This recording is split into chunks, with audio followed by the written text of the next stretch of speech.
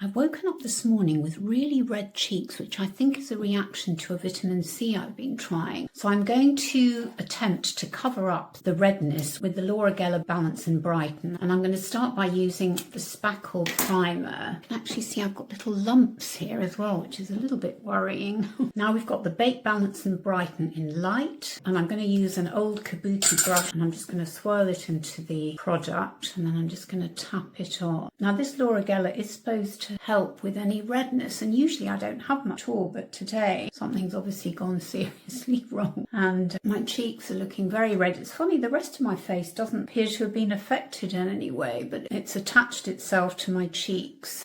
Now, as you may have noticed, I've actually put the powder all over my complexion, including under my eyes, but I am going to add this new to me concealer. I think it is a new concealer by e.l.f., the Soft Glam. It's just held a bit like that, and we're going to let it sit for about 30 seconds while I do my eyebrows. So quick amend with the damp beauty sponge. Oh, that's better. Now for blush, I'm going to use the Merit Flush Blush, and I'm going to use it in Fox because I'm a bit red. I don't really want to make myself look more red.